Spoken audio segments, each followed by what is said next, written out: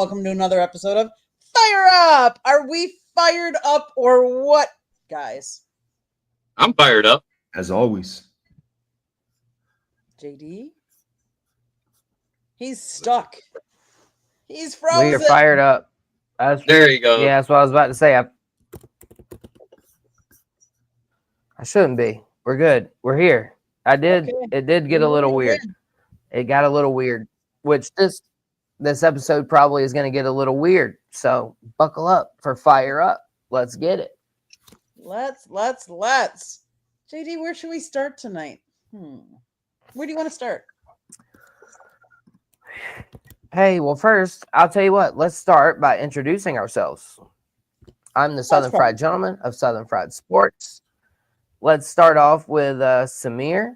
Quickly, go ahead and tell everybody where to follow you on X real quick, Bubba.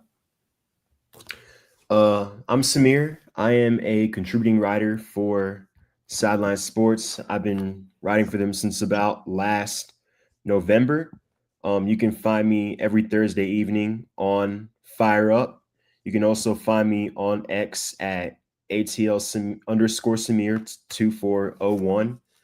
I post some of my articles there. I post some Atlanta sports content there related to the Hawks, Falcons, and the Braves. So that's where you can find me. Yep, y'all go do that. Y'all go find him. Jeremy, introduce your folks. Well, you can find me right here on the South Florida Tribune, not only on the YouTube channel for Fire Up, you can also find me on the website under the Motor City Tribune heading, where my articles will be coming up good. But at the same time, you can find me on my channel, which is Kneecap Biting with the Motor City Lions, where I actually simulcast this into as well. Beautiful, beautiful. Candy, ma'am. Let's do you, and then we're gonna start with the NASCAR driver, and we're gonna ask everyone what is their most embarrassing sports moment. It can be for themselves or a player or whatever. We will play a clip of this video in just a moment that I'm getting it loaded up now. But Candy, go ahead, introduce yourself. And hey, if you want to go ahead and plug, I don't know, the Motor City Mad Mouth, we might as well do that, right? Gotta do it. Well, if you guys don't all know, my name is Candy. I'm a website developer. I'm the producer of this show and many other shows. What don't I do? I'm the lady behind the camera. If you don't know, we cover like the Miami Hurricanes full time. We cover the Miami Marlins at times, FAU Owls football, some basketball. We've done NFL, but the other thing, my husband wrote a book. Yes, Lessons from the Microphone, Tuning into the Enduring Wisdom of Visionary Leaders. It is available on Amazon, Barnes & Noble, Kindle, Google, and Apple Books. There's also a link on the website that I designed and that I monitor and put up and do everything. And that is www.southfloridatribune.com. Okay, Mr. JD, let's see. Oh, here we go. All righty. There you have it. That is part of what we are going to talk about right now. So, yep. Kane, Cyberuski, Joshua, all of you guys over here in the chat that are blowing it up right now, man, we appreciate it. Of course, we've got Ken Ballarich. That's my dad. Smoking dad. My dad is out there listening. I can promise you that. He's not advanced enough to comment, but he's out there listening. And y'all, like I said, I've got an embarrassing story. I got hit in the head with a pop-up. I might twist the story for a little bit, just a little bit, but it's an embarrassing moment. So I'm ninth grade. I'm practicing with the varsity team, playing outfield, and it was like really windy this particular day. We're playing, and honestly, I can't stretch the details. I was gonna say it was in a game, but it's not. It wasn't. It was practice. We're talking about practice, y'all.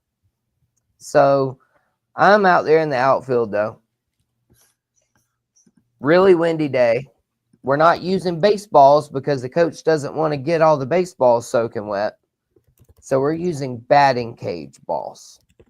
And I don't know if you know this or not. Yeah, they got some dimples. They're not like a baseball. Right. That son of a gun still hurts when it hits you on the top of the head, though. Let me tell you that right now. I actually think they hit a little harder than a regular baseball. I caught one right here. Square on the noggin.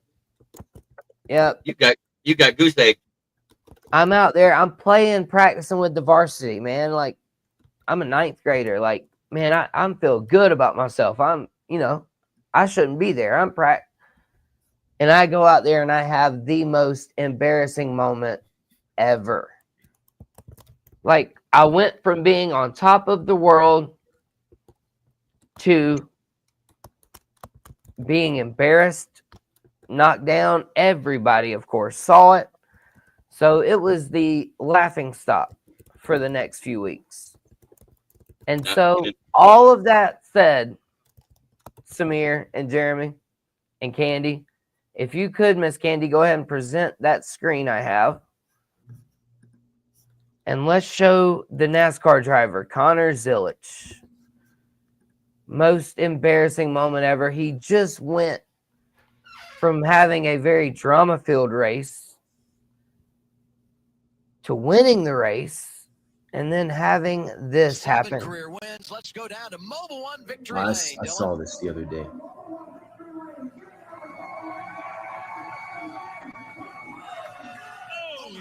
Oh, yeah. Sure. Fell. 7. Wow.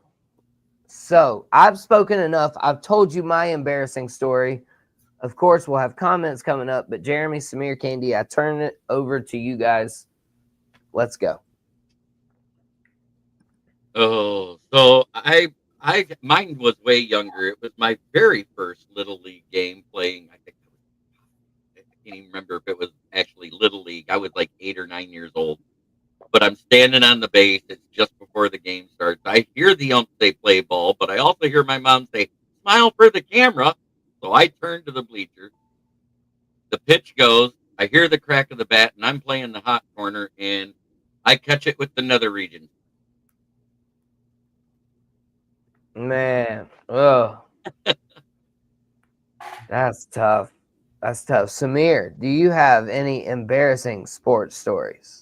Yeah, so what I remember, one that comes to mind is I ran cross country when I was in high school, and it was like one of my first meets. So I think for that specific meet, you had to go around the campus twice. It was a pretty decent sized campus from what I remember. And then I was about almost or a little over halfway done with the first lap. And I don't know like what made me forget that you had to go around twice. I kind of slowed down a little bit. And then I'm thinking, I'm in a good place. I'm going to finish on a pretty good time, which was a lot faster than I usually finished when I was practicing. And then I remembered, like, I see all these people pass me. It's like, oh, I'm not lapping them. I think they passed me. I got to go around again. So that's probably the moment that comes to mind. My dad put up his embarrassing moment in there. I know. I was just reading the comments. I was just reading them, Jeremy. So yes, Candy, if we could. Let's start. We'll start with Ken. Where? Played second base. Here. Yeah. So he played second base occasionally. He would miss the bag after taking the throw on a bunt. In practice, I was focused on the bag too much, planting my foot, and turned to catch the ball, and it hit me square between the eyes. Family show, people. Eyes up here. Y'all thought I was going to say something dirty, didn't you? That's where I thought the story was going. That's funny, though, man. Hey, and then we get to laugh about it now, but It was scary. I was there at that practice when my dad got knocked out. Right. And so back to the actual interaction of the video, though, you guys, too. Connor Zillich here, man, like he accidentally wrecked the guy that was probably going to beat him. Like they were racing hard. I can't blame Connor for the wreck. Shane Van Gisbergen, though, he was out of the race after that. And I mean, Connor, he got knocked back to like 12th on a couple of restarts. Still had the second best car. He wrecked the first best car, but he ended up winning the race. All right. And so, Candy, here, let's show it one more time. Let's diagnose this video real quick if we could. So, I can't believe Career wins. Let's go that down he to didn't Mobile One that he didn't break his leg. Watch his leg in victory this lane, video. Dylan.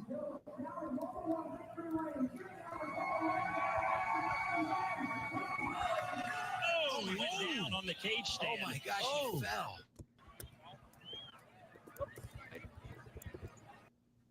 All right. So, Okay, I'm trying to see if How that's in the Red world- Bull or if it's Wonder Bread. how did he? Well, yeah. How did he not break his leg right there, though? That left leg that he had buried in the car, like there's a harness. I think he said it got tangled in the seatbelt, but he literally went from, man, yeah, I just won a race. Like, let's go. Like, imagine winning the Super Bowl, and then the quarterback, Tom Brady, accidentally drops the Super Bowl trophy on your head. Like, that's essentially what just happened to this dude. You know what I mean? Like, he's celebrating, he won, and then you got him almost breaking his leg. You think he might be concussed, which he is. And It then, ended up being a broken collarbone, right? right, he was supposed to race the next day. Mm-hmm. They had to pull him out of that race. But wow, y'all, can y'all imagine? And I'm sure the drivers, they're going to make it fun for him. That's the thing about embarrassing moments. People will always remember you for them. Yep. So now hey, there's a rule now. NASCAR implemented. You can't stand on your car anymore. You can't stand on your car. They're actually re-implementing it because there for a while, because of the shape of the cars and how thin they made the skins to make them lighter so they could go faster when they were trying to break the super speedway record. They used to have it where you couldn't stand on the car then because it was so flimsy, it would take it out of shape. And when they put the form on it, it would be out of shape and you'd lose your win if your car did not fit the mold because they had a strict mold for the aerodynamics of the car. Right. And Kane, we've got his comment that was right after Jeremy's dad. We'll get to that one too. But no, there was one where he said, when I got hit in the head, that's the day I became a Gamecock fan. Unfortunately, no, I was a Gamecock fan prior. But if anything, I guess that would have been a good excuse to swap to being a Clemson Tiger fan. Required doors next. Let's see what else we got over here, man. These guys are killing it this evening. Appreciate everybody. Scott wrote a slapper. That's hilarious. We had Sharon. She also was like, oh, dang. I don't know what she was referring to, but I think the video. maybe it was. And then, good gracious. We've got a lot of comments. Or it could have been about when I took a baseball to the nether region. Yeah. I'm pretty sure we've all done that for sure. Yeah, but in your very first game, they say play ball. You hear smile for the camera, so you look at your mom. And Sharon said that's the video. And bang, bang. Yeah, the video. Okay, thank you, Sharon. Glad to know you're still listening. Appreciate all of y'all listening. Y'all are awesome. Yeah, Josh and Cyberuski had an embarrassing moment too, but I don't know. I'm looking. It was above my head. Josh was. Oh, he said he never played baseball again. Let's see. Let me find it. It's right here. Wow. And then Cyberisky talked about getting so hard in hockey, he did the same thing to himself. There it is. Oh goodness, excuse me. Sorry if I just coughed on the microphone. I tried to mute it. My bad, y'all. Oh man, let's see. Cyber playing hockey. Cyberuski, Yeah. up. Stop that. Oh my, poor Josh. Joshua said he never played baseball again. Yep. Mhm. Good Lord. Yeah, we had a ton of comments. That was way back. We got Mark says, "What's up? Let's go. What's going on? What's going on? What's going on?" Who said Kane, JV football game? We ran through the banner and I tripped and brought down half of the team. I didn't sell it, just got out, kept running, but I was so embarrassed. Oh my God, that's a tough. Can y'all imagine that one? Tripping up the team, running. Or what about the Run one? everybody too. Have y'all seen the banners too, where people like they don't even get to run through them? Like it just. I think How the most about the one embarrassing. where they knocked the cheerleaders down and it was like one of those cascading, so a whole bunch of cheerleaders fell down because they ran into one of them? Right. And then let's not forget we have the most famous quarterback run of all time, Butt Daniel fumble. Jones. Yeah. Daniel Jones' Whoa. rookie year when he tripped over his own 2 damn feet 85 yards down the field. Oh no, And I think the butt. I think the butt fumble's more embarrassing than that.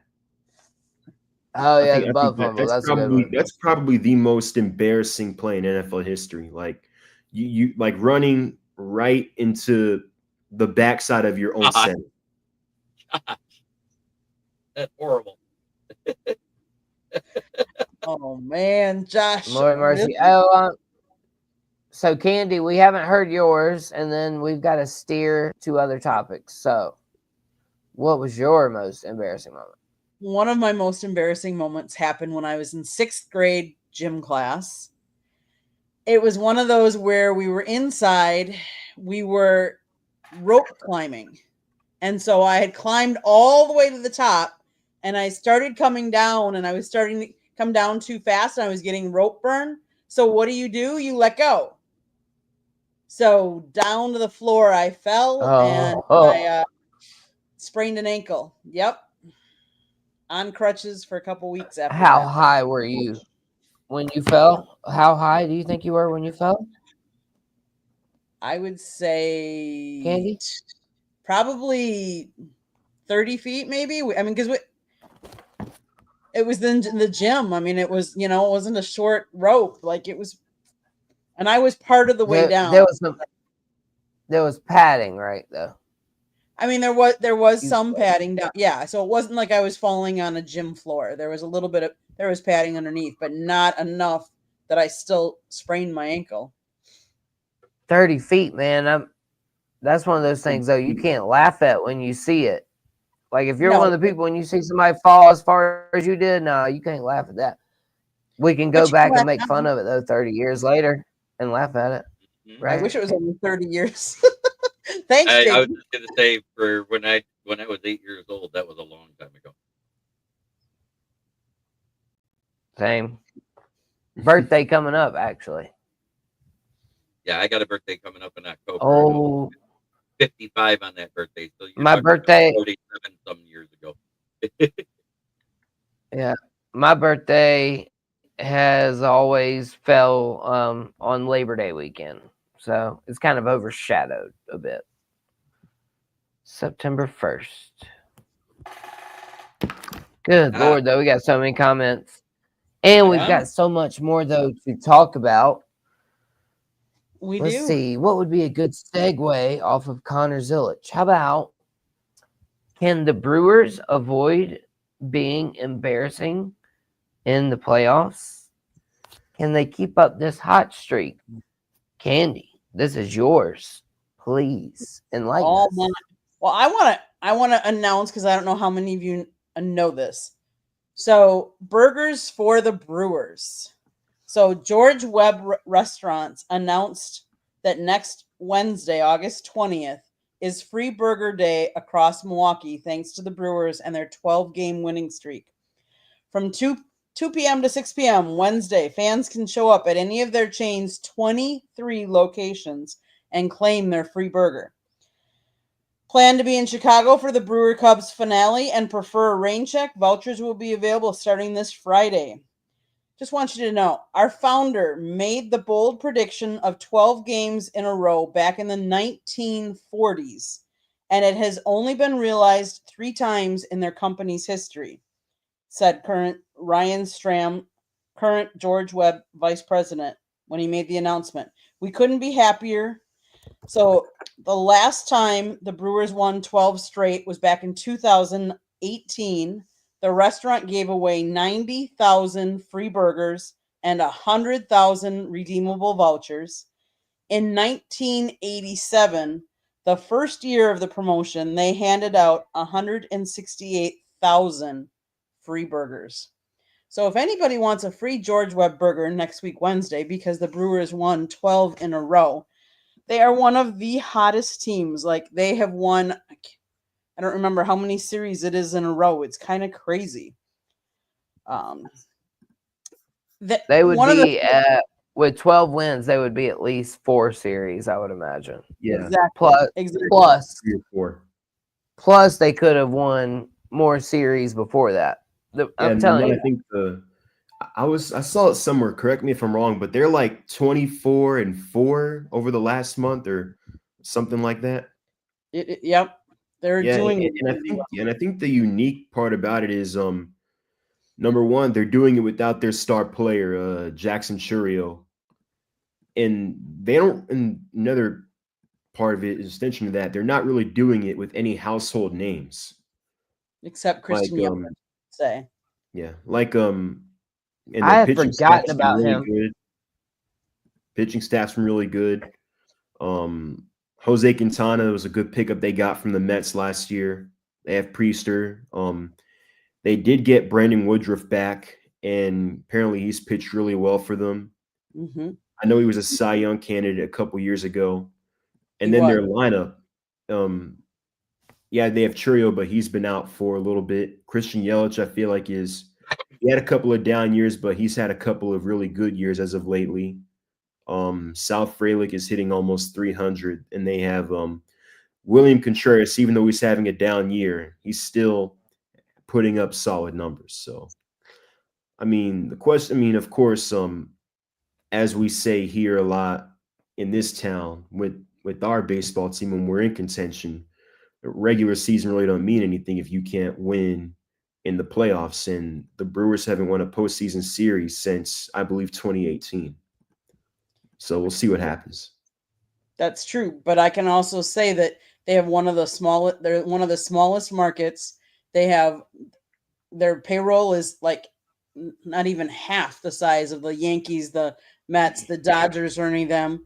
Like you said, there's no household names, and yet they're doing it and they're winning. And they might not have won a lot of playoff games, but they're consistently getting to the playoffs more than a lot of other teams in the last decade or so. One thing I do want to add, Andrew Vaughn was one of their pickups in the trade deadline. He played 48 games with the White Sox this year. His batting average was 189. He had 5 home runs in those 48 games and 19 ribbies. Since he's joined the Brewers, he's played 27 games. His batting average is at 347 with the Brewers. He's had 8 home runs and 32 ribbies. So that's new team, new perspective. What I keep hearing is that this team they're all having fun. They're playing loose, they're playing for each other, and they were really enjoying their time. And they're enjoying playing for Pat Murphy. And the other one little comment I would say is a lot of them are inspired, and everybody's saying that they're playing for Bob Uecker. Now, we all know that Bob Uecker passed away in the off season, but they have a patch that they're wearing on their uniform for Bob Uecker. And how cool would it be for them to have success for Bob Uecker? Jeremy, what do you got? Well, the Brewers are one of the hottest teams in baseball. That there's no doubt about it. Like Samir said, 24-4. Well, let's not forget what has happened out there in the National League West. The San Diego Padres, who was down 9 games at the All-Star break, have came up and now have a 1-game lead. Oh no, excuse me, 2-game lead because they won today in the NL West. So they're one of the hottest teams in baseball, and some of the hottest teams in baseball that started out are faltering, and it's not, and everybody's panicking for the as far as fans, but you don't hear the panic in the coaches and the players' voices, and they're starting to make their presence known. As a remember fact, the first time I was on here, we talked about the slumping Detroit Tigers. What did they do? They went on to win 9 of the last 10. And how are they? And did they win tonight, or did they end up losing that one? Let's see. Who was it? They Tigers are versus in the middle of the 10th right now. They're still tied. 3-3. 3-3. Mm-hmm. So, so I didn't get the panic that I heard from the other fans, because if your team did that good for that long, over 100 games, and they falter for a month, even the '84 Tigers did the same thing after the All-Star break. They had almost a 20-game lead, and it got down to 5, and everybody's like, they're going to lose the division. They could flip that switch. Right.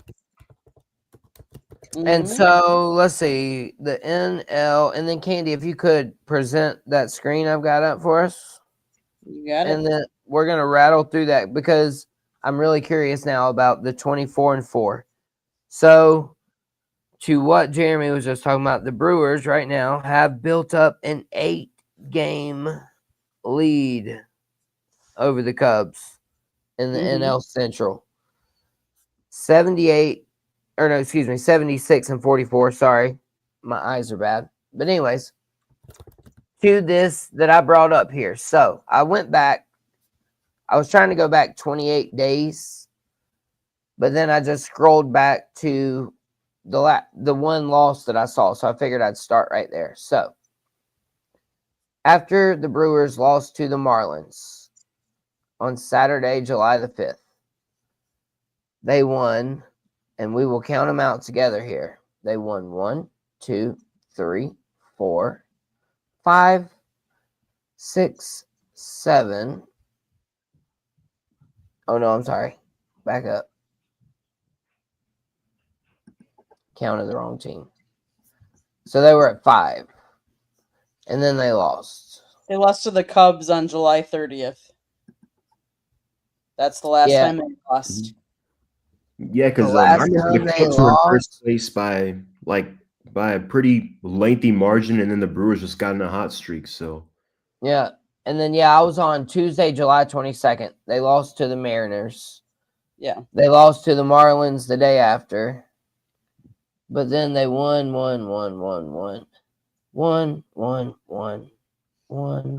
Like the Brewers, I adopted them as my team to root for. Once I realized the Braves were going to finish sucking this year. I'll take you. You can join me. But I Padres mean, were- that's, and then Candy, yeah, we can get rid of that schedule now. We're good. But I mean, dude, they're winning. Right. And to P Digit's point, he said, could it be too soon? What do y'all think about that? Yeah, that's why I kind of like what Detroit did. They slumped and then they came back, because it looks like they're getting hotter at the right time versus staying hot. Because when you stay hot, there's eventually a letdown, and you don't want it to be in the playoffs. You'd rather have it happen somewhere towards the end of August, early September, before the playoffs start. yeah. I was thinking the same thing. Like, if they're gonna go on a cold streak, you'd rather have it happen sometime, as Jeremy said, late August, early September. But the key to that cold streak is that when you go on that cold streak, you want to make a quick recovery and bounce back. Like, there are a lot of times where we see a team that is one of the best in baseball, or that's hot all year, and then it gets to late August, early September. Well, also health is another factor. You want to make sure your team, especially your starting pitching, is healthy later on in the year. Like, I remember when we had our run in 21, we had a lot of injuries that year, especially to our pitching staff, but we started getting guys back later on in the year. And I think that's what really helped us go on that run. And as opposed to 2 years later, when we had the best record in baseball, our offense was ridiculous. We had some injuries to our pitching staff later on in the year towards the postseason. And I think that really hurt us in Philadelphia. So you want to make sure you're hot. Well, you're healthy first off, but then you also want to be hot. And when you go on that cold streak, you want to make sure that you are able to recover.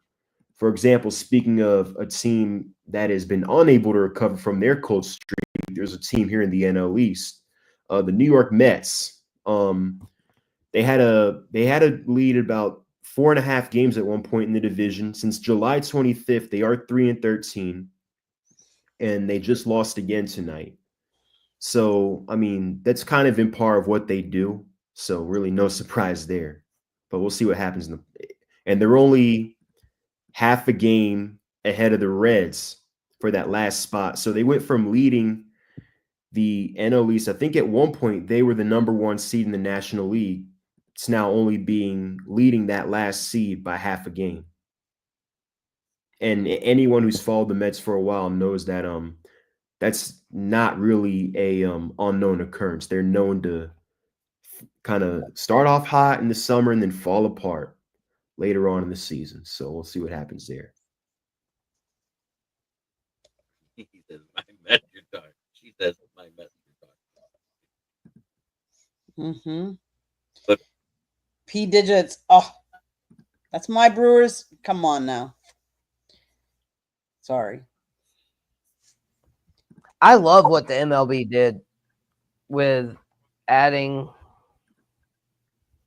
I forget completely what I was about to say there for a minute because of the comments that got me. P Digits, yeah, the boo the Brewers. But the extra playoff spot. There we go. That's what I was thinking. I am so glad they did that because the Mets, the Phillies, the Brewers, the Cubs.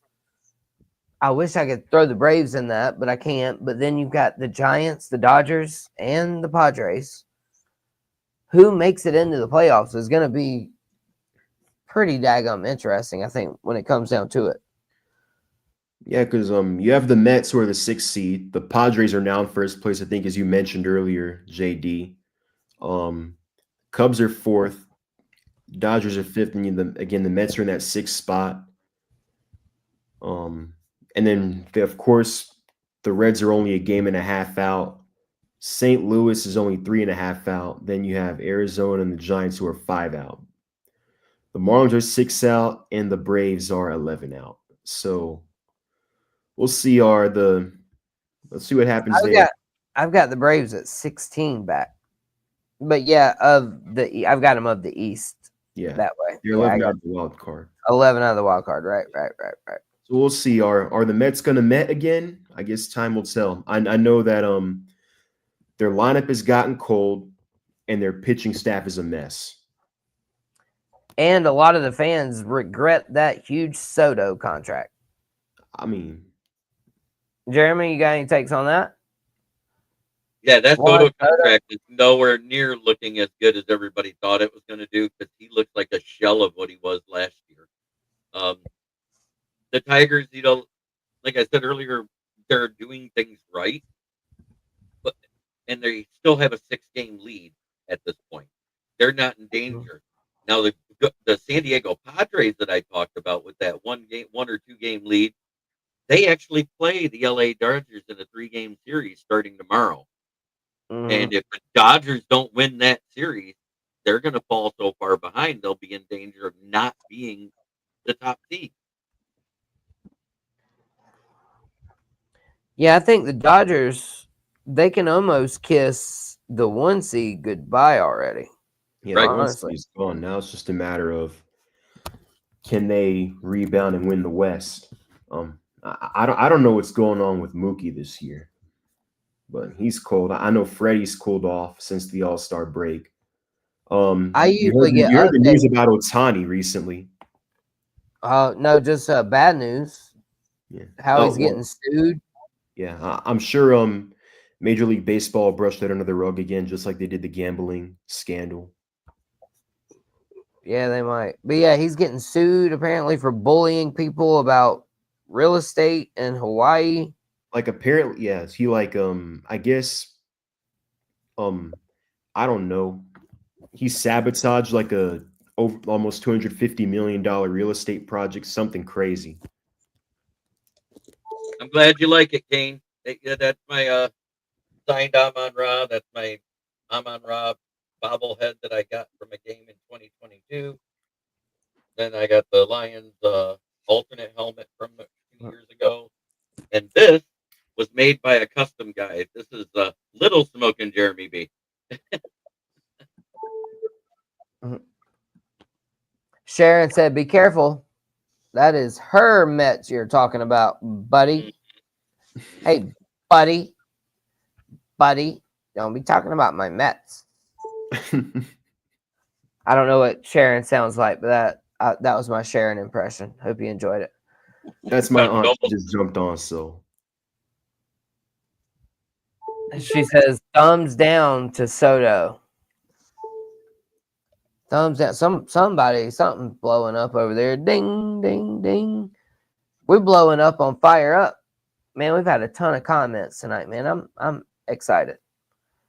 We have had a great show. So to wrap up the MLB talk real quick, you have the Blue Jays, 71 wins, leading the AL East by 5 games over the Red Sox. You've got the Detroit Tigers that Jeremy mentioned, 6 games up on the Guardians. AL West, you have the Astros, shocker, leading the Mariners by 1.5 game. Am I the only one that's kind of a Mariners fan? I like the Mariners a little bit. I'll be honest. I like it better it'd than be the nice to see a different team in the mix. Yeah, and and it's nostalgic because I like the Mariners when Randy Johnson and Ken Griffey were there. When I was a little kid playing baseball, they were the 2 most popular players. And then Ichiro. Oh, Yeah, Ichiro. They So had great. A-Rod King for a Felix. Did y'all see what Ichiro did to the Marlins at his Hall of Fame speech? I saw that. Yeah. It was hilarious. That the Marlins texted him, and he apparently had no idea who that baseball team was. And I'm sure he was joking, but that was before the interleague was a big deal. So maybe he wasn't. Maybe he had never played the Mariners. I don't know. But that was funny. I'm going to give you a quick score update. Right now, it's still the top of the 11th, but the Tigers did take the lead. They're up 4-3 now. So 1 out, top of 11 against the Twins. Nice.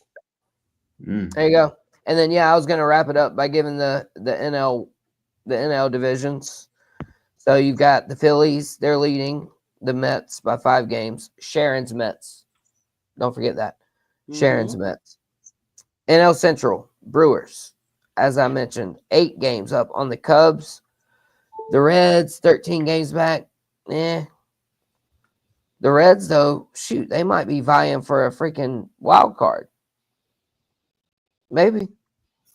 And then you got the West, the Padres, leading the Dodgers by 1 game. Neither of which have 70 wins. When you tell me the Blue Jays have 70 wins, I would fully expect the Yankees and the Padres and the Dodgers to all have 70 wins. Yep. Like, that's wild. Mm-hmm. And so that's going to tie a nice little bow. And I'm a poet and I didn't know it. Y'all stay tuned. And I can't rhyme anymore, but that's all right. So, Candy. Yes. Is it time to talk about athletes and gambling again, I guess? Yeah, let's go there. Let's go there. I mean, because the athletes are going there. We might as well go there and start talking about them. Yeah, we'll dip our toe into it, I guess. Yes, get our feet wet. For our wallet. So, Jeremy and Samir, have you guys heard anything about I don't know, a particular quarterback in the SEC and Yeah. the allegations. Yep. Yeah, I have heard about it. I know the allegations are from 2022. He's 21 now, so I'm not quite sure if he was still in high school then, or if he was maybe a freshman in college. But apparently, I guess the NCAA's rule is that they're not allowed to bet on any sports. I just know that I know how the NFL would handle it. It would be a lengthy suspension and a fine. But I think this is the first instance as of note that I know of it being in the NCAA. So he said the other day that he kind of expects this to blow over. He denied the allegations, so we'll see what happens. Right. Well, and you mentioned all the beautiful things. So, Candy, if you may present. Thank you. How this is the main underlying question that I wanted to ask everybody here. This should be another very interactive topic. Would you be willing to show me the last 5 descriptions on your Venmo account? Because that is essentially what's happened with John Mateer. He had these Venmo descriptions that were unearthed from, as you can see, 2022, I believe. Yeah. And it says sports gambling, UCLA versus USC. And then again, under that, it says sports gambling. And then there was also a couple of there's actually 4 that all associate with sports gambling. And that's my question, though. Hey, anybody in the chat? Because you want to know what I do when I send somebody money? I don't never put the reason don't. I don't know. Right. I send it Not right to never. family. I don't care. I don't care if I'm buying a couch. Yeah. Don't So nobody. I Don't just nobody looked. need to know that. Yeah. So I just looked. Apparently, he was a freshman in college then, and when he was making those transactions. So my thing is like, like my guess is like you probably know that the NCAA doesn't allow players to gamble on games. So like why would you do it? And my thing is it's not really for me that he did it. For me it's the fact that, as you mentioned, he wrote the purpose of the transaction in his Venmo. Like my thing is at least hide it. Like at least say, make Like it something I said, like buying a couch. Yeah, yeah, like buying a you're buying a couch. couch or something, or you're buying a PlayStation. Candles. Right. Oh, A TV, But yeah, I mean, Or- I guess that's just the olderness of us, right? Too, Jeremy? Or just leave the damn thing blank. I don't put Well, they've got now where you can't leave it blank, at least on Okay. Cash App. Yeah, my only thing is, I'm guessing the NCAA accessed his Venmo information so like, how did this come to light? Like, how did I have the I'm trying article to right figure out. here. It was Like Don did Mateer. someone rat him out, or He went viral for questionable screenshot of Venmo payments to a friend on social media who shared it. that just makes the whole thing even worse. And the pictures initially circulated by a burner account showed Mateer sending money twice to another account with the caption "Sports Gambling." One identified was UCLA versus USC. That game that was bet on was sent days after the Trojans outlasted UCLA in a 48-45 thriller. Ironically, former Sooner star Caleb Williams was the quarterback in that game. Yeah, now that the fact that he sent it to a friend just makes the whole thing look even worse. Okay, well, here is my other big question, because we've seen athletes go before and have these kind of things that were found from people just scrolling back. So, like, if you're on Venmo, though, and you're scrolling back, if you look at what's highlight, like these, where he put this description and this payment, it was liked by 22 people and 25 people.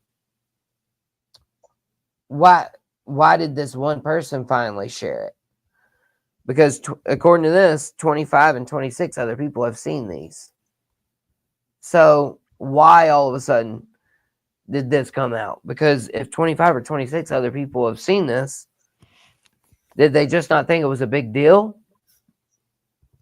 But yeah, he had 4. So, and then what's crazy is John Mateer, he puts flowers.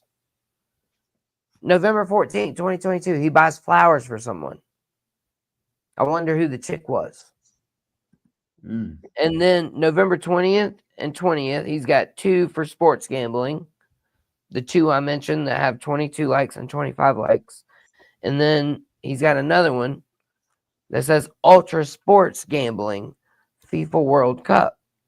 And that one even has 4 likes. So I don't understand. And what I don't understand even more is, Candy, what you just showed a moment ago. His apology, or whatever you want to call it. The allegations that I once participated in sports gambling are false.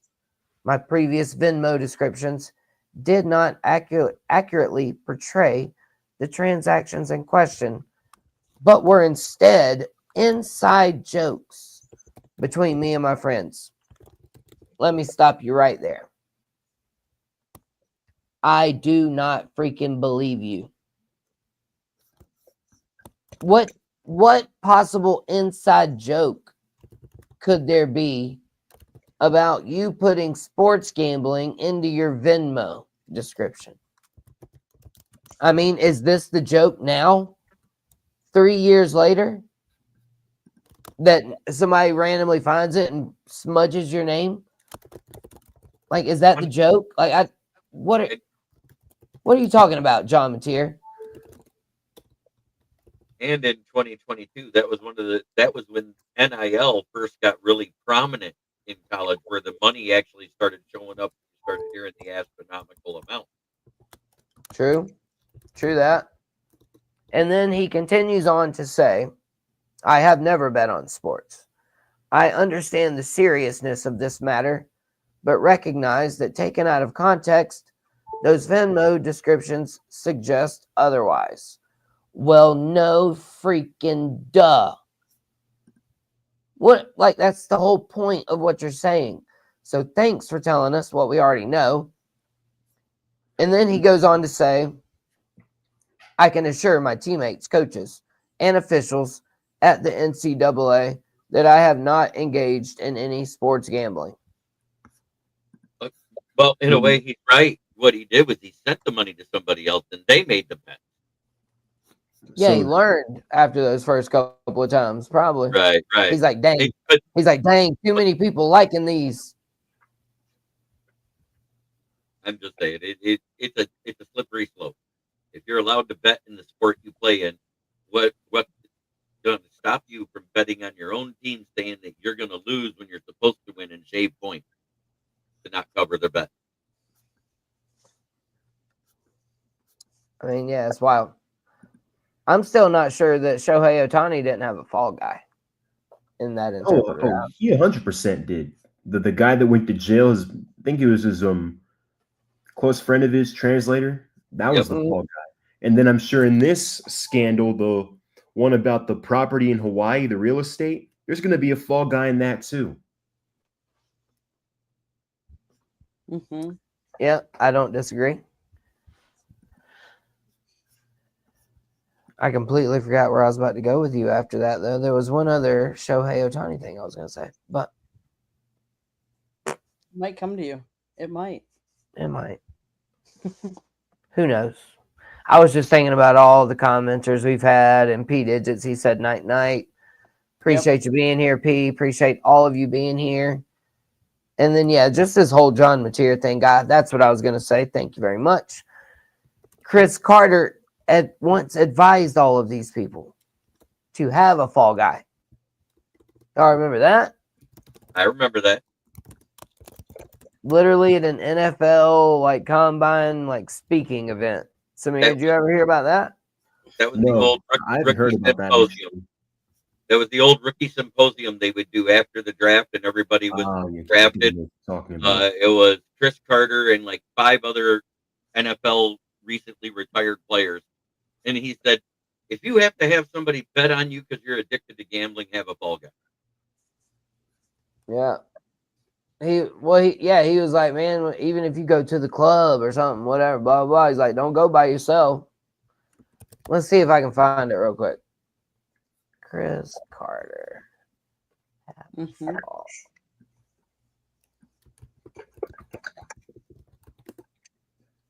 Because Samir and especially Samir never seen it before. I kind of want him to see it now, honestly. I think I might have, but play it anyway. I think I might have seen it actually.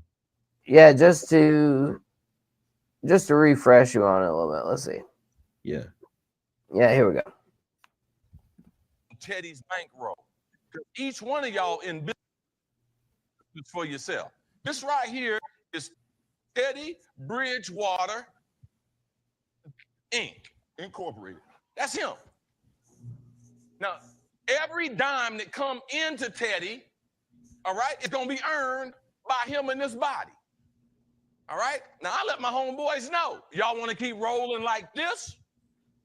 Then I need to know who's gonna be the fall guy, who's gonna be driving, because y'all not gonna all do the right stuff now. All right. I remember got this to teach now. y'all I how to remember get this. If you're gonna have a crew, one of them fools got to know he going to jail. We'll get him out. We'll get him out. I remember this now. You do? Now, you're from Miami now, okay? Y'all take care of each other. Let's Now, see how what you much got a longer guy it is. that would take care of you, and that would be out a good deal. Okay, good. Go on, sit down. Go on, sit down. If you're gonna have a crew, make sure you know who's gonna be the fall guy. All right, we'll pause it right there. But to the whole point about John Mateer gambling, you can't gamble on your own sport, man. Just don't gamble, and if you are going to, find somebody you trust and let them gamble for you. I mean, like, I just don't understand these athletes, man. Don't use electronic and see, transfers. for me here in South Carolina, like, gambling's never been a thing. Like, they got a couple of little prize picks things around here we can do now, but for the most part, I can't just go on to BetMGM and bet $100 on the Green Bay Packers to win the Super Bowl this year. Like, it's just not possible here in South Carolina. I know here like in I said, Georgia, it's banned. It's completely illegal. Right. But and that's what I've just learned recently, Samir. You might need to look into it too if you're interested. But there's like fantasy prize pick things that are legal that you can do in South Carolina. I don't know about Georgia, but the main stuff though, like for gambling, is definitely outlawed in South Carolina. And I'm not driving to North Carolina to place a bet. Like I'm just not that interested in sports gambling, really, when it comes down to it. Jeremy, do you dabble? Yes, I do. I bet on the over. You enjoy it? Yes, I do. Every year I do the over under for all 4 teams in the division in the NFC North.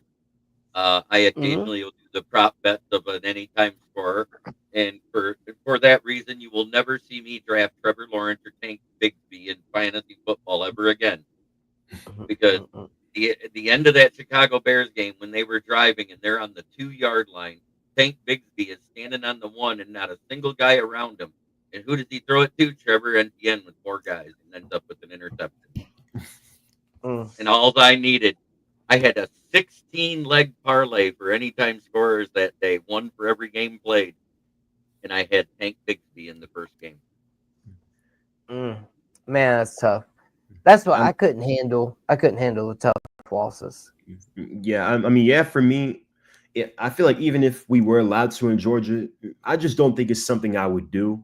I'm pretty stingy. First off, second off, Mhm.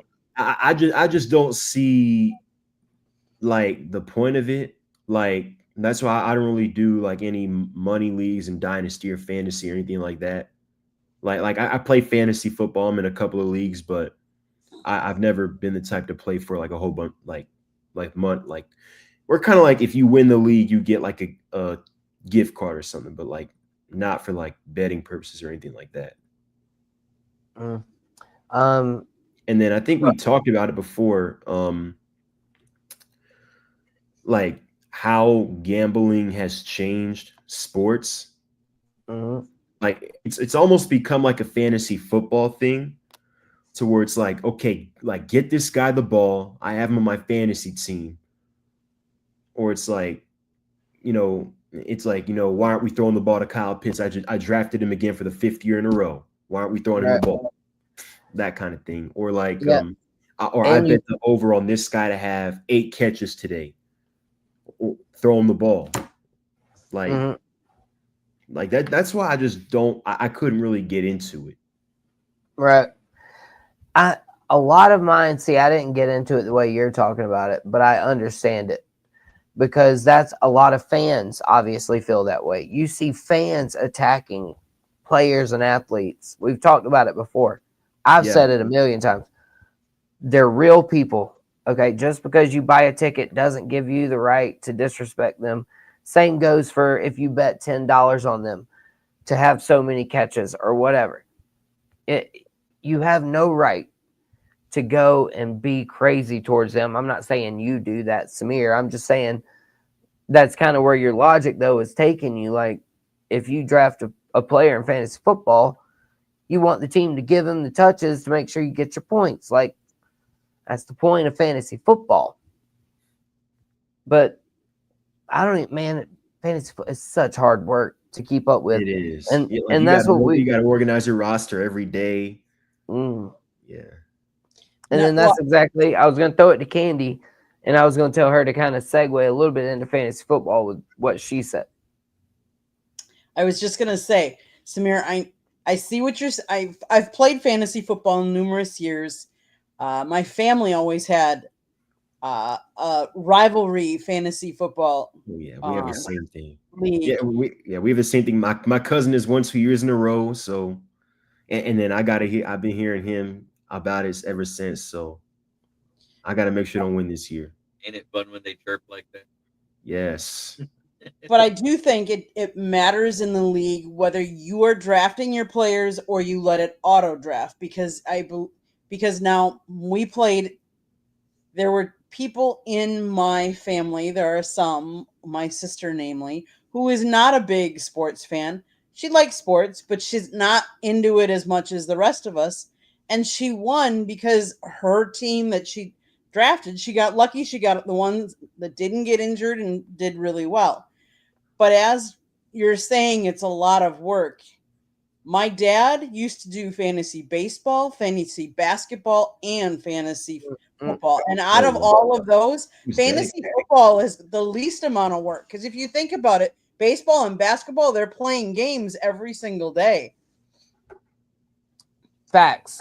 100% fact. No, you couldn't put a gun to my head and make me play fantasy baseball or fantasy basketball. Nope. No.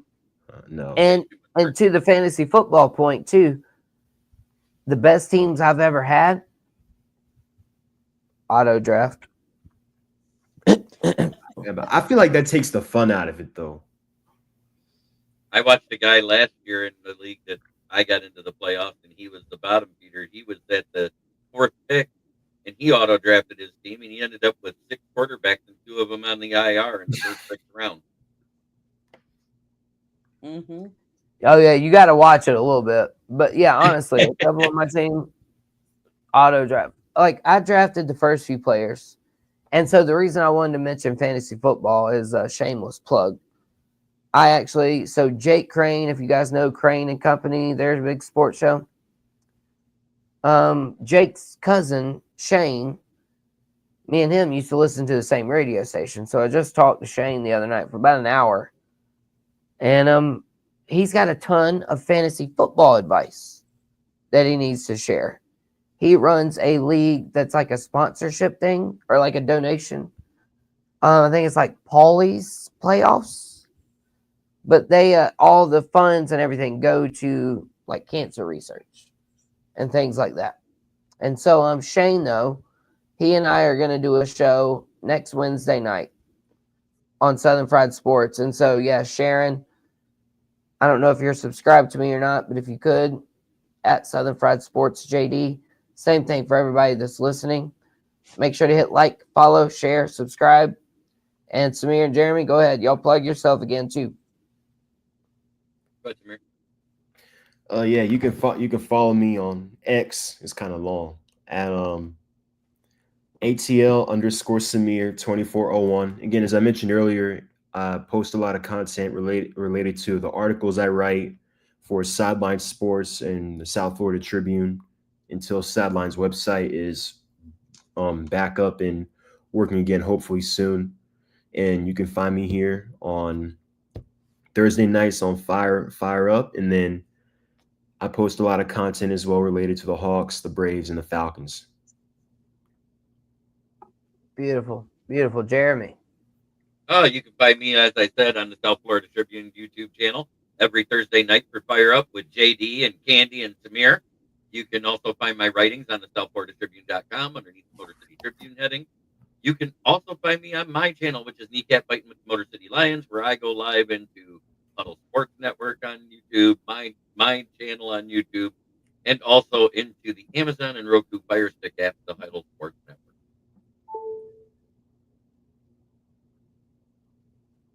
Well, you all know where you can find me. I was going to say, you all know where you can find me because you find me here on South Florida Tribune YouTube channel. But I would say is if you are watching through either of the other YouTubes, if you could subscribe to all of the YouTube subscriptions that we have going right now, that would be greatly appreciated. And the other thing is share it with all your friends and family and turn on those notifications because you never know. We go live.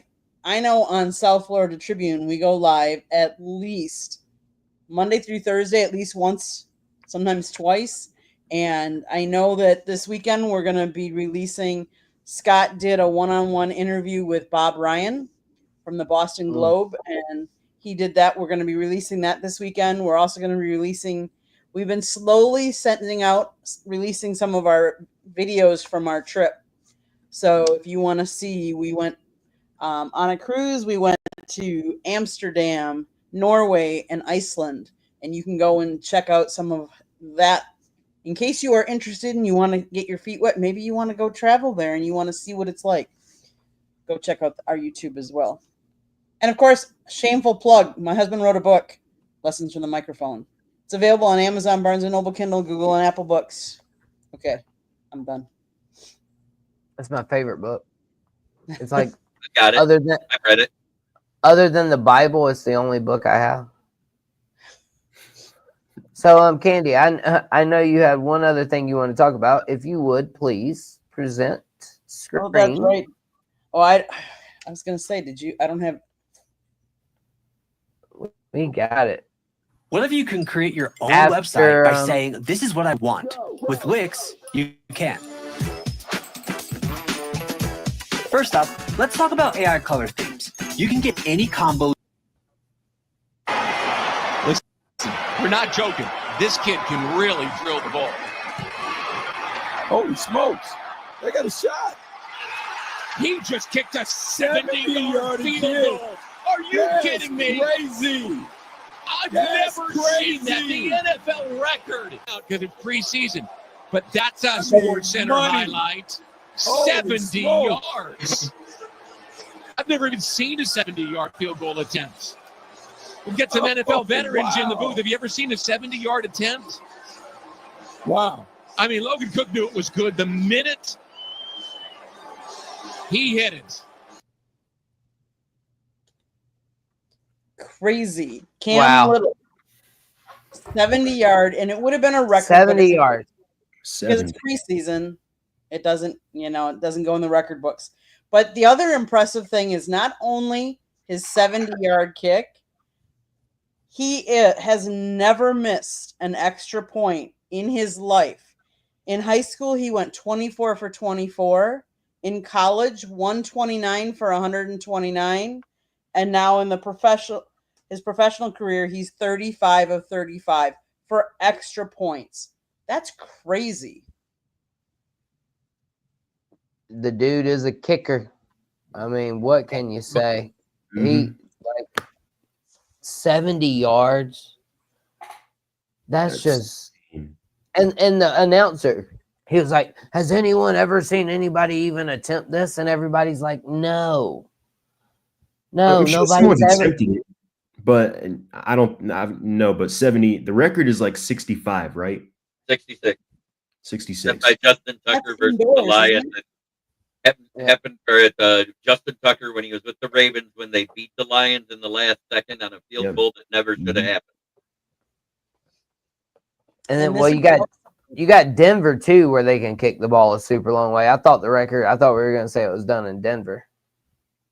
That record was 64, set by Jason Elam. It was matched by Matt Prater when he was with the Broncos.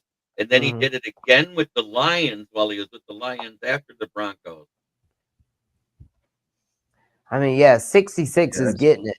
70, if it weren't a preseason game, would they have tried it though? Probably I not. think his leg, knowing that what they know now, why wouldn't you? Well, I mean, now you know, but I think before now because then you risk a run back. No, they wouldn't. But I do feel like sometimes that kickers are definitely underappreciated. Like I feel like a lot of people see kickers like you get to play in the NFL, come out 3-4 times a game and kick a ball, but like I feel like there's a lot of pressure on you. Like if you make it, then it's like, okay, yeah, he made it. Like no one knows you. But if you miss a field goal, especially like late in a game, it's like everyone's watching you now. What was it? Nace Ventura, Ray Finkel for Dan Marino in the Super Bowl. Ray Finkel. And Ironhorn, because I think that's what P Digits used to say when he signed it here all the time. Einhorn is Finkel. Finkel and Ironhorn, yeah. Finkel and Ironhorn. Wow, I'm so shocked you just mentioned that. That's funny. And then, yeah, it's just this whole thing with kickers. Samir, you are right. They are underappreciated, undervalued, because guess what? And they don't need you until it's like 20 seconds to go, and it's like, hey, go win the game. Yeah, we're down 2 points, or we're tied, or we're down 3 points, and now we want you to go out there and tie the game for us, okay? Kane said Dan Campbell loves kickers but hates punters. Yes, that is true. He's right. But at the same time, I want to refute on that a little bit. If you actually look, his very first year in the league, it was 38% they went for it on fourth down. And then the next year it was 35, and then the next year it was 32. And last year it dropped to 30%. So he is starting to let. I thought it went up, actually. No, it went down. It went down. It's gone down every year. Oh. Interesting. And what I was about to say too, hey, there was a coach, y'all. I'm sure he had like viral clips. It's the coach that never punts. Like he won a bunch of state titles. The high school coach in Texas. Yeah, I've heard about that. And he ended up actually in my hometown where I went to high school, but he ended up there at the college, at Presbyterian College, and they tried it out there for a while, and I mean, it didn't work. It didn't work at college, but at punters and kickers are wild. And then here's the one thing. I'll go ahead and get my town kind of out of the way, Candy. I'll go ahead and throw that in there real quick. Okay. So today, I obviously have a lot of Clemson fans that I follow, and I'm a Gamecock fan. I follow all their media people. Like I get news coming out of Clemson, and my cousin plays football there. So I get some inside knowledge. But the whole thing on Clemson Twitter today was they have a punting competition. They've got 3 punters they're trying to decide between. And that's the biggest story coming out of Clemson football. And I'm like, this isn't even a story. This is a non-story. Your offense is going to be good enough. You're not going to need the punter very much. Like, I've already picked you to win the national championship this year, Clemson. So the fact that you're trying to decide who's the best punter out of 3 punters, man, come on, man. Give me something better than that. Give me like a cornerback battle or a linebacker battle. But no, y'all don't got none because y'all are just studded up everywhere, Clemson. And the fact that we're talking about 3 punters 13 days before football is ridiculous. So, Clemson football, just pick a punter. He ain't going to punt that much, so it does not matter. But I do love punters and kickers to tie that whole conversation in a bow. Samir, Jeremy, you guys got anything? On that topic, not really. I'm not an ACC fan, so I'll keep my mouth shut. Good deal. Good deal. I'm just waiting for football season to really take on its wings, get rid of this preseason, get done with it, start the games now.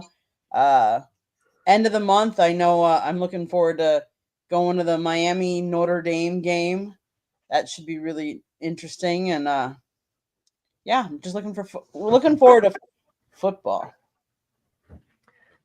We all are. That's kind of what we were waiting on as we were talking there a little bit, and we all went silent for a minute. We're just luckily for me, I've got high school football jamborees happening around my area tomorrow.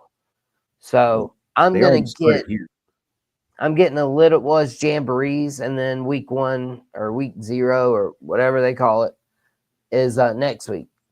Yeah, here jamborees. Yeah, here I think our version of the jamboree is the Dave Hunter Classic, Corky Kell Dave Hunter Classic. I was an intern for a local media outlet that covers a lot of high school ball last year in Atlanta. So I got to cover the Dave Hunter Classic at Mercedes-Benz Stadium, which was kind of cool. Got to go on the field, all that. Nice. Sounds cool. I love high school football. I cover it on Southern Fried Sports. My little cousin that's at Clemson, he played at Clinton. My hometown team that I just mentioned were Presbyterian colleges. Clinton won the state championship last year in football. I was the fan when I was there. Like, I was the one. I had my air horn. We were chanting. We were doing the defense. Like, I was like the lead fan for Clinton High School football when I was in school. My mom wouldn't let me play. She wouldn't let me play football. But we're all just excited for football. Kane over here, he got in on the Clemson talk. Clemson is beating everyone, all of your favorite teams, by a lot. Even if they don't play them, they are going to beat them. And then Clemson, they're not preparing the punters.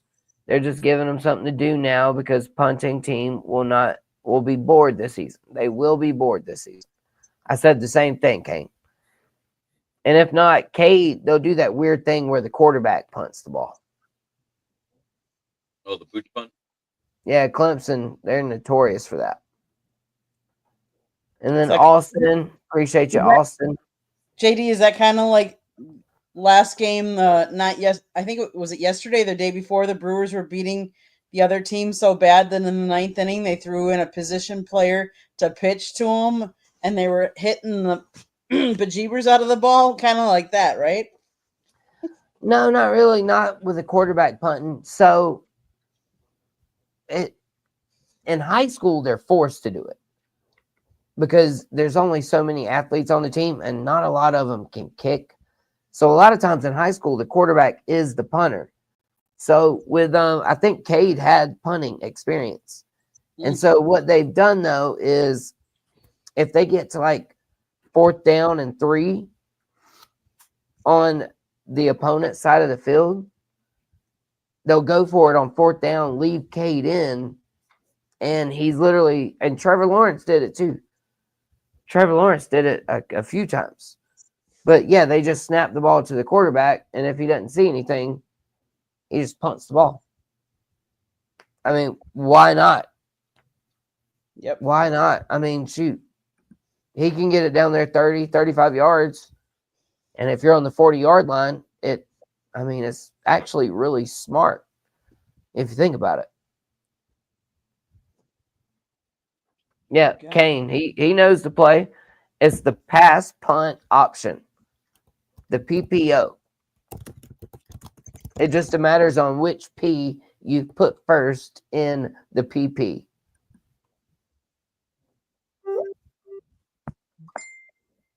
Family show. Isaac here. Yeah. So, Candy, I mean, I think we about wrapped it up on my end. What you got? We were going to talk. Anybody else want to do my town? Nope. Yeah, I'll do my town. So, outside of the Trae Young news I mentioned last week, things on the Hawks side are pretty quiet. We're kind of in the dead period for the NBA offseason. The Braves did take 2 or 3 from the Marlins this past weekend, then went to Queens, took 2 or 3 from the Mets. It wasn't looking good at all initially. They were down 6-0. Carlos Carrasco, who they had just picked up, had given up like 6 runs in 2 innings. They pulled them, didn't take long. And they started chipping away. Profar drove in a couple. Olsen drew a walk. Bases, next thing you know, bases are loaded. Michael Harris hits a grand slam. Braves get a 9-6 lead in 1 inning in the 4th. They win that game, and then they go ahead and win 4-3 today. Michael Harris continues to hit well since the All-Star break. Even Ozzy Albies had a home run today, then drove another run later in the game. So there's that. There's a report that came out that there's a good chance Ronald might be back in the lineup as soon as tomorrow, which I think is interesting. I know he wasn't going to want to be shut down, and the question was whether the organization would choose to do so. Falcons, they wrapped up their first preseason game against the Lions last week. Unfortunately, it ended early with Norris. injury to Norris. That's his name. Yeah, Maurice Norris.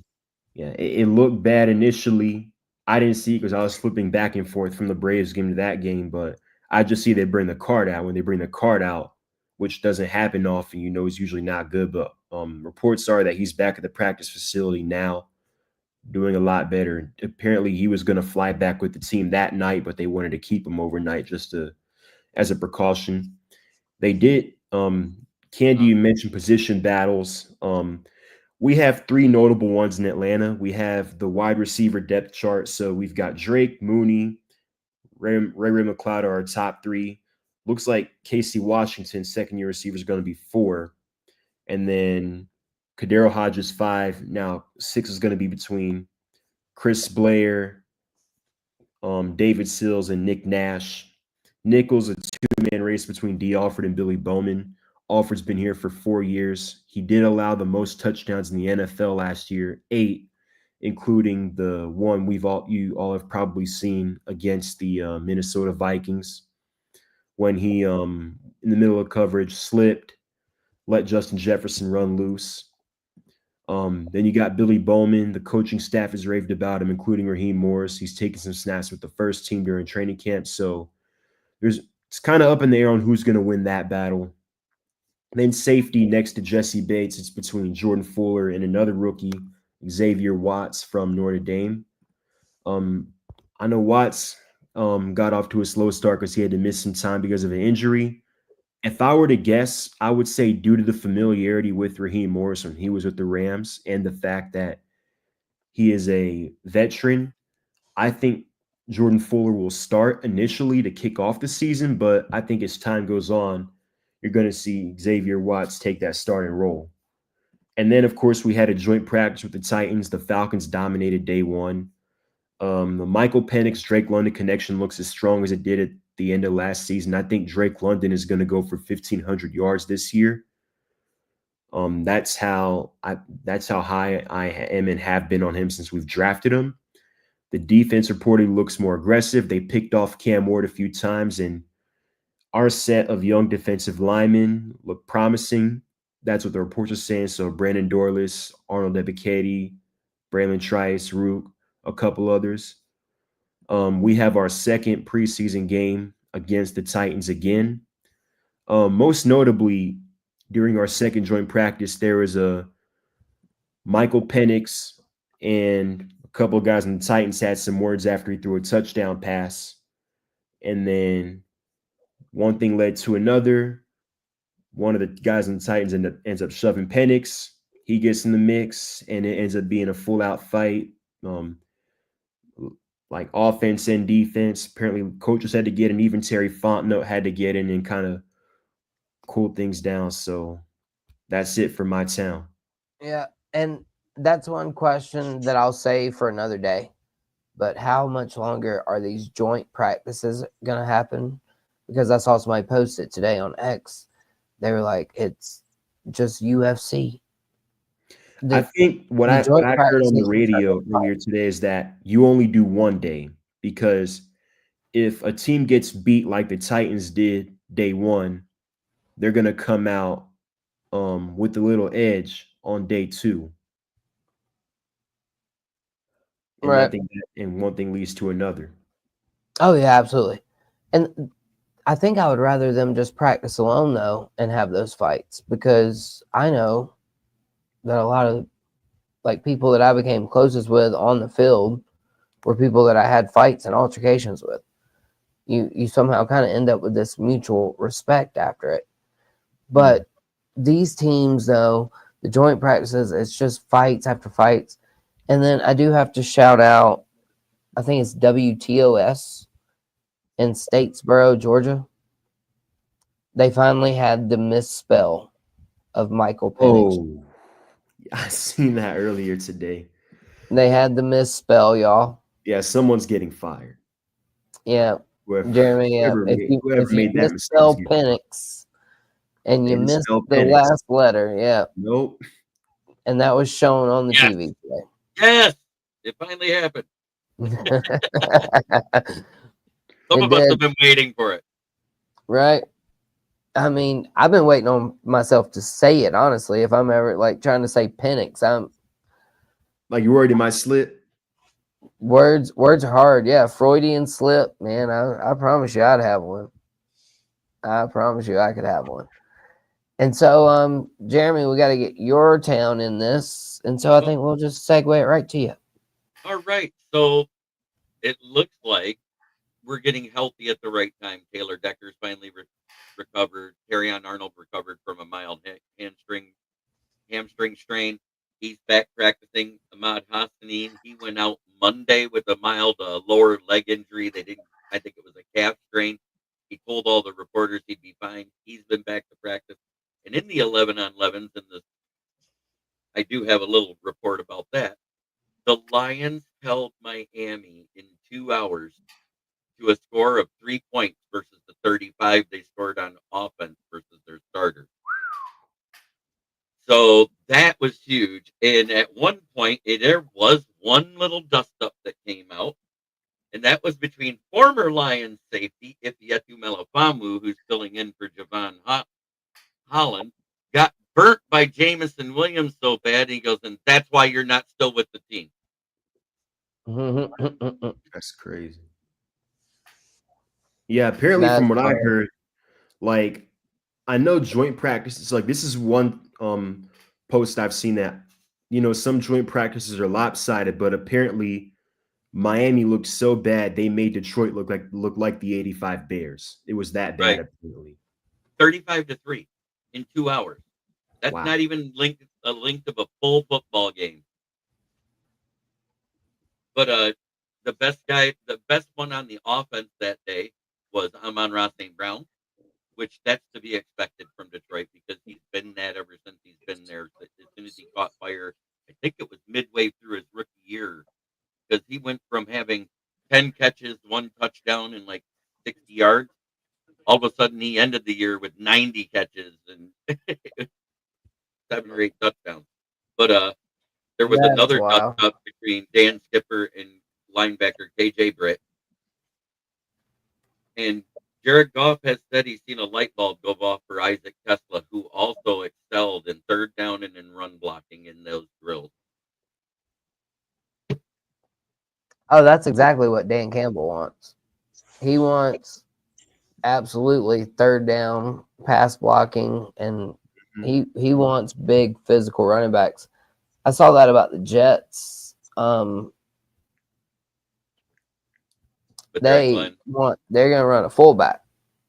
Mm-hmm. They love the thought of a fullback. We do too down here in Clinton, my town that I've mentioned a few times. So we're good on my town.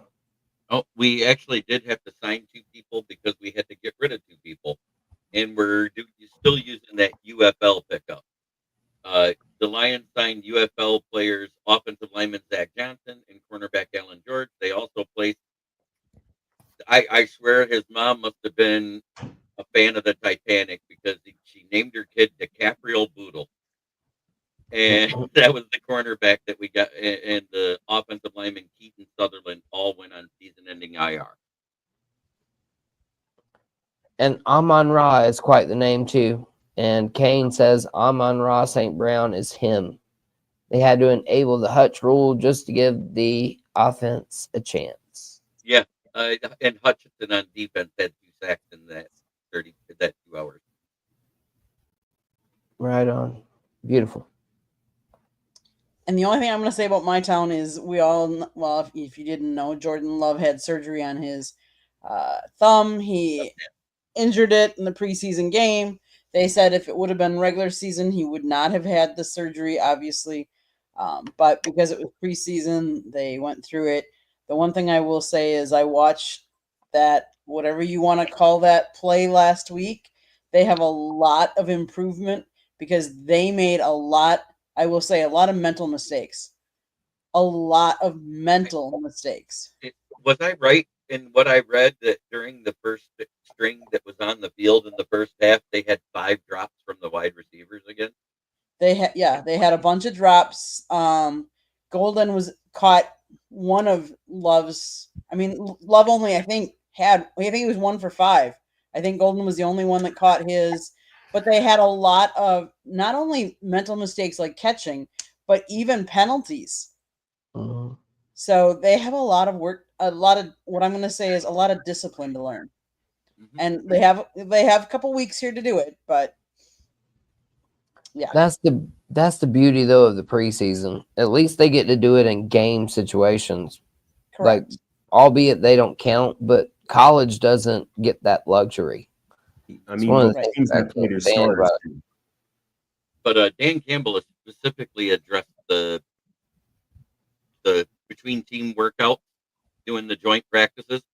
He thinks it builds more character for the first string, seeing how nobody plays their starters for the most part. There's only like 4 teams that does it. And this gives the starters a chance to play against somebody in their own defense who knows them. Right. Yeah, but I feel like on the flip side of that, with joint practices, it's 2-hand touch, and the rules are you can't hit the quarterback. So, but in a real game, you're not used to. Well, then you go to week 1 if you don't play in the preseason. You're not fully used to getting hit, and the offense a lot of times looks rusty. And that's why you see only 4 teams average more than 22 points in the first week of the season. Yep. Mm. Well, and even then, you have teams that fight their own players for hitting the quarterback too hard. Shamar Stewart, rookie for the Bengals, apparently hit Joe Burrow too hard today, and so that caused a fight at their own practice. And so, listen, they're going to fight either way. And there are pros and cons to the joint practices. Right. I completely agree. Yep. But I just like what Dan Campbell said about specifically for him and how he treats the joint practices. He tells them to treat it like a game. And besides, the way they treat quarterbacks nowadays, isn't it two-hand touch when you sack a quarterback anyways? I mean, certain quarterbacks, yeah. Yeah, not every quarterback gets every call. Nope. With that being said, I think we've had a really great show, guys. I think we're going to go around the horn and tell everybody how they can get a hold of you, and we'll wrap this bad boy up with a bow and call it a night. So, Jeremy, how can everybody find you? Find me here every Thursday night on the South Florida Tribune doing Fire Up with JD, Samir, and Candy. You can also find me on the SouthFloridaTribune.com underneath the Motor City Tribune heading. You can find me on my channel on YouTube and also on the Huddle Sports Network on YouTube. But my channel is Kneecap Biting with the Motor City Lions, where I talk football at least 5 days a week, sometimes 7. It really depends on how much news is going on in the off season. Then you can also find me on the Huddle Sports app on Roku and Fire. Samir, how can we find you?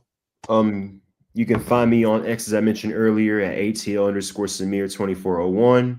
Articles, Atlanta sports content, that kind of stuff. You can also find me here Thursday night on Fire Up. And once again, thank you guys for tuning in. I hope you guys enjoyed it. Have a good night. JD, how can people find you? Well said, everyone. Please go find me at Southern Fried Sports JD on YouTube, or you can find me at JDWyatt06 on X. I am just here to unify the fans, have interaction, embrace, conversate with the fans, have a great time with people like Jeremy, Samir, and Candy, and Scott, and everybody in between. So just make sure you follow us. This has been Getting Southern Fried on Fire Up, but it's really just called Fire Up. So I just add my little twist in there. Of course, that's fine. Scott wrote a book. One more time. Lessons from the Microphone, Tuning into the Enduring Wisdom of Visionary Leaders. It is written by my husband, Scott. The Motor City Madmouth Morganroth talks about the media industry and how it has changed over his 40-plus years. He actually has a picture of him with the young Muhammad Ali. Yes, he interviewed young Muhammad Ali. He's interviewed Tommy Lasorda, a whole plethora of other people. Go check out the book to find out more. It's available on Amazon, Barnes & Noble, Kindle, Google, and Apple Books. There's also a link on our website, www.southfloridatribune.com, where there is a plethora of great content.